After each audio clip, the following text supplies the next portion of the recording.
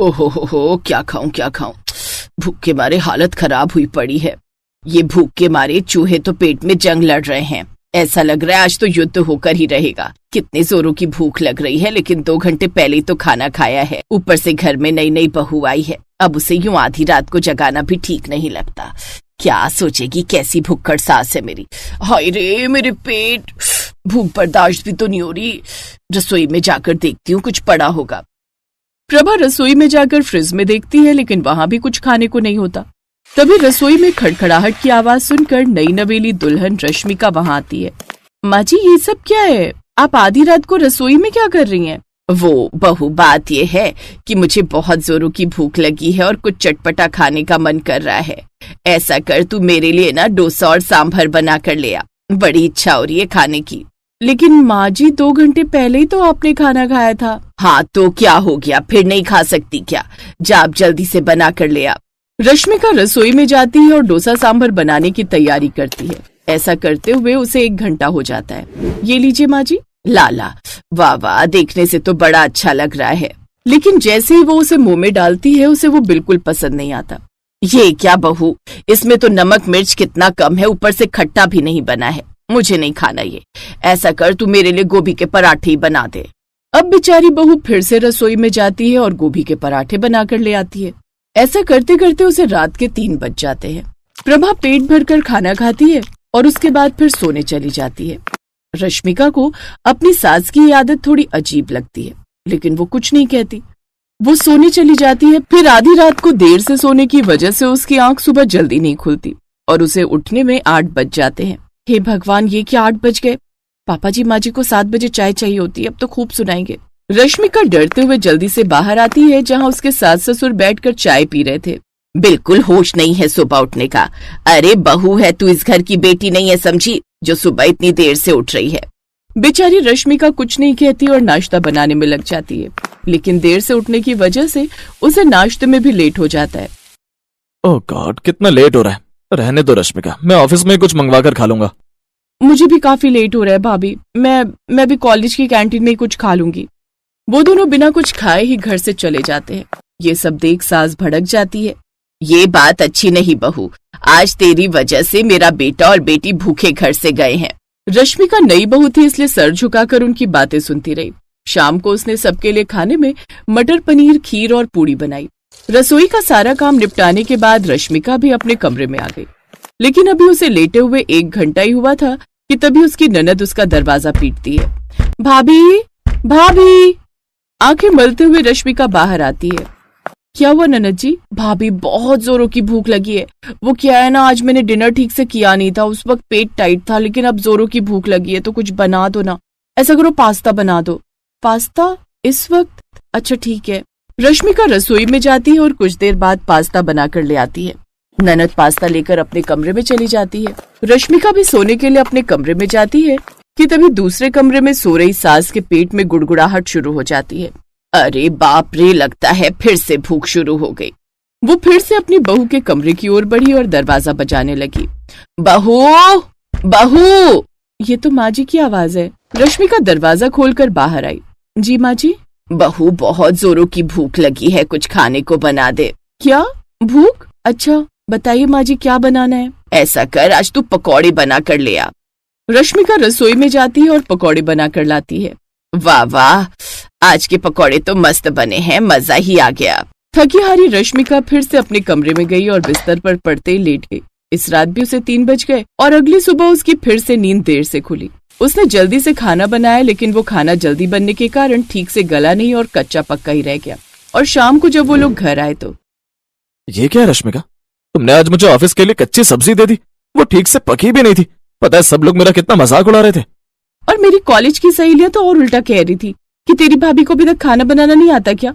अरे ऐसा खाना ही देना हो तो ना ही दो तो बेहतर है। वो सभी रश्मिका को 10 बातें सुनाते हैं, जिससे रश्मिका का मन उदास हो जाता है। अब वो डिनर की तैयारी करने लगती है। सभी मुझसे नाराज हैं। ऐसा करती हूँ, बढ़िया सा डिनर बना लेती हूँ, 2 सब्जी, रायता और मीठे में कुछ बढ़िया सा। रश्मिका गर्मी में सबके लिए खाना बनाने लगती है, लेकिन डिनर बनाने में उसे थोड़ी देर हो जाती है। मेरी तो समझ नहीं आता, ये बहू सारा दिन कौन सा पहाड़ तोड़ती है जो इसे खाना बनाने में इतनी देर हो जाती है। आजकल की इन बहुओं को सोने से फुर्सत मिले तब कोई काम ठीक से होगा ना, इन्हें तो बिल्कुल भी शर्म नहीं आती। सास तो अपनी भड़ास निकाल देती है, लेकिन बहू बेचारी किससे अपना दुख कहे। अब वो किससे कहे कि रात की नींद पूरी ना होने के कारण उसके साथ ये सब हो रहा है। वो बेचारी आंखों में आंसू लिए रसोई में चली जाती है और सबको खाना परोसती है, लेकिन उस रोज वो खुद बिल्कुल भी खाना नहीं खाती। ऐसे कुछ दिन बीत जाते हैं। एक रोज दूसरे शहर से विमला मौसी अपनी बेटी के साथ उनके घर आती है और अब बहू की मेहनत और भी बढ़ जाती है। सारा दिन काम करके जब वो थकी हारी अपने कमरे में जाती है तभी, अरे बहू कहाँ जा रही है इतनी जल्दी? वो मौसी जी नींद आ रही है। ये लो, हम इतनी दूर से नई बहू के साथ बातें करने आए हैं, लेकिन ये तो हमसे बचते हुए सोने जा रही है। नहीं नहीं, ऐसा नहीं है मौसी जी। रश्मिका उनके साथ वहीं बैठ जाती है और 1 घंटे बाद जैसे ही सोने जाती है, बहू मुझे ना सोने से पहले चाय पीने की आदत है, तू जल्दी से बना ला। रश्मिका रसोई में जाकर चाय बना लाती है। तभी मौसी की बेटी मेघना कहती है, अरे ये क्या भाभी, मैं चाय नहीं पीती, आप मेरे लिए कोल्ड कॉफी बना लाइए। अब रश्मिका के पास कोई उपाय नहीं था, इसलिए वो फिर से जाकर कोल्ड कॉफी बनाकर ले आती है, जिसे देने के बाद वो वहां से चली जाती है। उसके कमरे में जाने के 1 घंटे बाद सास फिर से अपने खाने की फरमाइश लेकर वहां पहुंच जाती है और रश्मिका फिर से उसकी डिमांड पूरी करने लगती है। मौसी और उसकी बेटी अगले 2-3 दिन तक वहीं रहते हैं, जिससे दिन रात काम करते करते वो बुरी तरह थक जाती है और आज वो सभी अपने शहर वापस जाने वाले थे। उनकी सुबह 5 बजे की ट्रेन थी। फिर जाने से 1 रात पहले, भाई आज रात तो हम बहनें गप्पे मारेगी, आज हम बिल्कुल नहीं सोएंगी, कल सुबह 5 बजे की ट्रेन है, आराम से उसमें सोते हुए जाएंगे। बिल्कुल ठीक कहा जीजी। उस रात दोनों बहनें सारी रात बैठकर गप्पे मारने लगी, साथ ही उनकी बेटियां भी जगी रहीं। भाभी सोने से पहले ना हम सबके लिए मैंगो शेक बना दो। रश्मिका सबके लिए मैंगो शेक बनाकर फिर सोने चली जाती है, लेकिन कुछ देर बाद, भाभी सो गई क्या? जी बताइए दीदी। हमारे लिए पॉपकॉर्न बना दो, वो क्या है ना मूवी देख रहे तो फील नहीं आ पा रहा। रश्मिका सबके लिए पॉपकॉर्न बनाकर ले आती है। फिर कुछ देर बाद, नहीं नहीं हमारे दांतों से नहीं चबाए जाते तेरे ये पॉपकॉर्न, ऐसा कर तू बहू हमारे लिए ना पनीर और प्याज के पकौड़े तल ला। रश्मिका कुछ देर बाद तरह तरह के पकौड़े तल कर लाती है। फिर थोड़ी देर बाद, अब तो मेरी नींद भी खराब हो गई। बहू मेरा ना आज मालपुए खाने का बड़ा मन कर रहा है, तू ऐसा कर मालपुए बना दे। जी बाबूजी। रश्मिका जाकर मालपुए बनाने लग जाती है। फिर कुछ देर बाद मासी की फरमाइश आ जाती है, बहू जरा सोने से पहले हमारे लिए भेलपूरी तो बना कर ले आ, बड़ा मन कर रहा है, लेकिन हाँ चटपटी बनाना। रश्मिका रसोई में जाती है और बड़बड़ाते हुए कहती है, अरे यार ये लोग क्या अकाल पीड़ित प्रदेश से आए हैं जो एक के बाद एक खाने की फरमाइशें करते जा रहे हैं। रश्मिका फिर रसोई में जाती है, लेकिन मौसी और बाकी सबकी कभी न खत्म होने वाली फरमाइश सारी रात जारी थी। किसी को कोल्ड कॉफी चाहिए, किसी को आइसक्रीम, किसी को कुल्फी फालूदा, कोई शाही पनीर मांग रहा था तो कोई आधी रात को कढ़ाई पनीर और नान। और ऐसे 4 बज गए। शरीर पूरी तरह से टूट चुका है, बस थोड़ी देर जाकर सो जाती हूँ। लेकिन तभी, बहू 5 बजे हमारी ट्रेन है, ऐसा कर तू नाश्ते में खाने के लिए आलू के पराठे और दिन में खाने के लिए राजमा चावल बांध दे। ये सब सुनकर रश्मिका का मन दहाड़े मार मार कर रोने को कर रहा था, लेकिन वो करती भी क्या। वो फिर से रसोई में गई और खाना बनाने लगी, लेकिन खाना बनाने के बाद अचानक से खड़े खड़े उसकी आंख लग गई और नींद में हाथ लगने के कारण गर्मा गर्म राजमा की कढ़ाई उसके पैर पर गिर गई। वो जोर से चिल्लाई। उसे अस्पताल ले जाया गया, जहाँ डॉक्टर ने उसे बेड रेस्ट करने के लिए बोल दिया। इस बहू से एक काम ढंग से नहीं होता, ना जाने कहाँ ध्यान था इसका। बस कीजिए माँ, मैं इतने दिनों से ये सब देख रहा था लेकिन कुछ बोला नहीं। रोज आप आधी रात को उसको खाने के लिए परेशान करती थी, जिस कारण वो सुबह उठने में लेट हो जाती थी। फिर बातें भी आप उसे ही सुनाती थी, और कल तो आप सबने हद ही कर दी। एक रात में 4 दिन का खाना उस बेचारी से बनवा लिया। सारी रात वो एक पैर पर काम करती रही थी। आज इसकी जो हालत हुई है ना, वो आपके कारण हुई है। अरे बहू है तो इसका मतलब ये नहीं कि आप उसकी जिंदगी नौकरानी से भी बदतर कर देंगी। ये सब सुनकर अब उन सबको अपनी गलती का एहसास होता है और वो रश्मिका से माफी मांगते हैं। अब वो सब मिलकर रश्मिका का खूब ख्याल रखते हैं। साथ ही रश्मिका की सास अब आधी रात को खाना खाने की अपनी आदत को भी सुधार लेती है, जिससे अब रश्मिका को आधी रात की नींद से जागना नहीं पड़ता।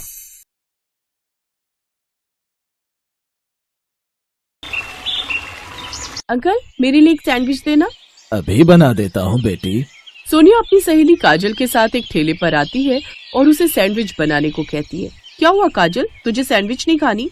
नहीं यार मेरा मन नहीं है, तू ही खा ले। असल में काजल का मन तो था सैंडविच खाने का, लेकिन सच तो ये था कि उसके पास पैसे नहीं थे। काश कि मेरे पास भी पैसे होते तो मैं भी बर्गर खा लेती। लेकिन मेरे पास तो पैसे ही नहीं है। कुछ देर बाद वो दोनों अपने घर चली जाती है। घर लौटते वक्त काजल अपने मन में बस एक ही बात सोच रही थी, पता नहीं आज भाभी ने खाने में क्या बनाया होगा, काश की रात को कुछ अच्छा खाने को मिल जाए। कुछ देर बाद काजल घर पहुंचती है। भाभी खाने में क्या बनाए?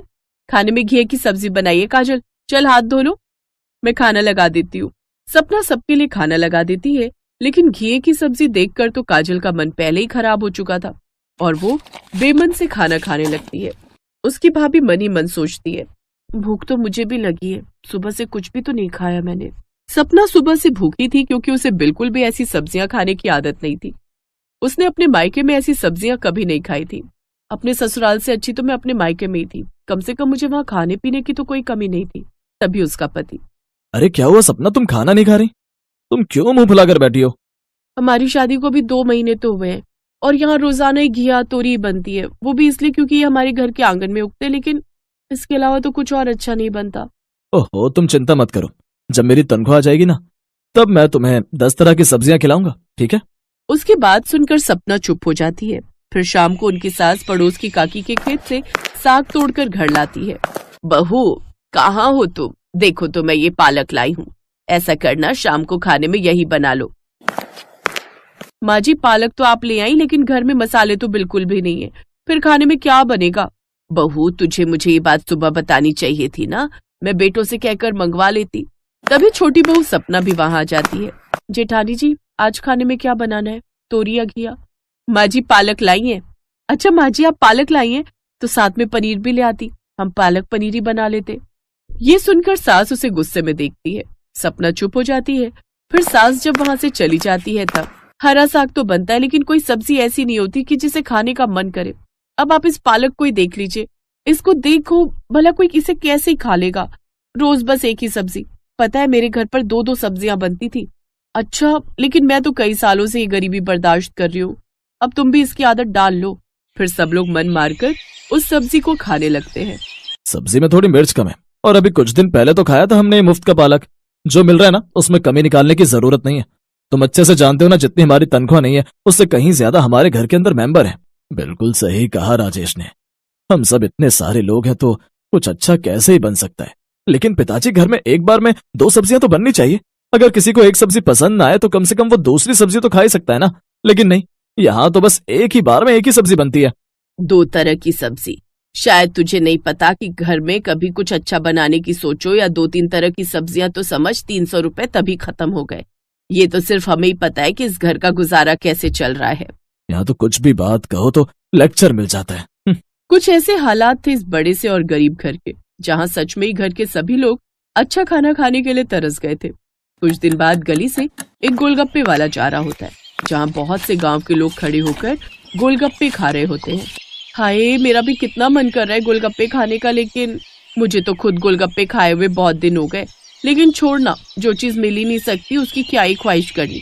चलो चलकर अब इन 100 रुपए से आटा लेकर आती है, नहीं तो माँ जी खूब सुनाएंगी। वो दोनों देवरानी जेठानी बाजार चली जाती है, जहाँ उन्हें एक रेस्टोरेंट से बहुत ही अच्छी खुशबू आ रही थी। वाह दीदी कितनी अच्छी खुशबू आ रही है, जी तो चाहता है यहाँ से खाना चुरा कर भाग जाऊं। कई बार मेरा भी बड़ा मन होता है कुछ अच्छा खाने को।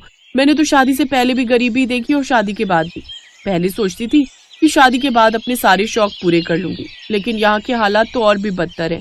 अब तो मैंने सारी उम्मीद ही छोड़ दी है कि कभी हमें भी बढ़िया खाना खाने को मिलेगा। हम गरीबों की थाली में एक से दूसरी सब्जी होना ही बड़ी बात होती है। एक वक्त में केवल एक ही सब्जी नसीब होती है, वो भी बड़ी मुश्किल से। हाँ क्या करें, हम लोगों को मजदूरी करके जो पैसे मिलते हैं उससे केवल एक वक्त का खाना ही नसीब हो पाता है। शायद यही हमारा नसीब है। चल अब घर चलते हैं। दोनों देवरानी जेठानी उदास मन से घर लौट रही थी कि उनकी नजर नदी में डूब रही एक बच्ची पर जाती है। बचाओ बचाओ! अरे वो देखो कोई बच्ची वहाँ डूब रही है, हमें उसे बचाना होगा। लेकिन उसे बचाएंगे तो तब ना जब हमें खुद तैरना आता होगा। हाँ तैरना तो मुझे भी नहीं आता, लेकिन फिर भी हमें उसे बचाना होगा। अब वो दोनों जैसे तैसे करके एक दूसरे का हाथ पकड़कर उस नदी तक जाती है और उस बच्ची को डूबने से बचा लेती है। भगवान का लाख लाख शुक्र है कि इसकी जान बच गई। लेकिन अब हमें कौन बचाएगा? क्या मतलब? मतलब ये कि माँ जी ने जो आटा मंगवाया था वो तो इस छोकरी को बचाने के चक्कर में उस नदी में ही बह गया। क्या? ये तूने क्या किया? अब यहाँ मछली आटा खाकर दावत मनाएंगे और घर में हमें आज भूखे पेट ही सोना पड़ेगा। अब तो जो रोज एक सब्जी नसीब होती थी आज तो वो भी खाने को नहीं मिलेगी। ना जाने क्यों भगवान हम गरीबों पर ये सब अत्याचार करता है। उनकी बातें सुनकर वो बच्ची बोली, फिक्र मत करो, अब आज के बाद तुम लोगों की सारी चिंताएं खत्म हो जाएंगी। तभी वो बच्ची एक परी के रूप में बदल जाती है। हे भगवान, जादू, ये तो परी बन गई। हाँ, मैं एक परी हूँ जो परी लोक से धरती लोक पर घूमने आई थी और यहाँ पर इंसानों की परीक्षा ले रही थी। तुम दोनों सच में बहुत अच्छी हो। तुम दोनों को खुद तैरने नहीं आता लेकिन फिर भी तुमने मेरी जान बचाई। मैंने तुम दोनों की सारी बातें सुन ली है। तभी वो परी अपनी जादू से एक जादुई कढ़ाई प्रकट करती है। ये लो, ये जादुई कढ़ाई, इससे तुम जो भी मांगोगी वो सब तुम्हें मिलेगा। जितनी तरह की सब्जी तुम मांगना चाहो इससे ले सकती हो। साथ ही आटा, चावल, जो भी जरूरत की चीज चाहिए इससे ले लेना। ये कहकर वो परी गायब हो जाती है। वो कढ़ाई लेकर दोनों घर आ जाती है, जिसके बाद वो पहले उस कढ़ाई से आटा मांगती है तो उनके सामने आटा प्रकट हो जाता है। ये तो सचमुच चमत्कार हो गया। ए जादुई कढ़ाई, अब तो जल्दी से हमें पालक पनीर दे दे, बहुत दिन हो गए खाए हुए। तभी उनके सामने पालक पनीर प्रकट हो जाता है। इसके बाद मटर पनीर, दाल मखनी, फ्राई गोभी, कटहल, मलाई चाप, ऐसी 10 तरह की सब्जी वो मांगती है। उनके सामने 10 तरह की लजीजदार सब्जियां प्रकट हो जाती हैं। शाम को वो सबको खाना परोसती है तो 10 तरह की सब्जियां देखकर वो सब बहुत खुश हो जाते हैं। आज ये 10 तरह की शाही सब्जियां, वो भी हम गरीब की रसोई में, ये भला कैसे मुमकिन है? अब से ये 10 तरह की सब्जियां तुम्हें हर रोज खाने को मिलेंगी। फिर उस जादुई कढ़ाई की बात वो सबको बताती है, जिसे सुनकर वो बहुत खुश होते हैं। क्या सच में भाभी? फिर तो क्या हम जादुई कढ़ाई से सैंडविच, बर्गर, चाउमीन, गोलगप्पे ये सब भी मांग सकते हैं? हाँ हाँ बिल्कुल, जो भी तुम चाहो। उस दिन के बाद से गरीब की रसोई में भी हर दिन 10 तरह की सब्जी होती है। लाइक करें, शेयर करें और सब्सक्राइब करें मेरे चैनल को ऐसी ही खूबसूरत कहानियों के लिए।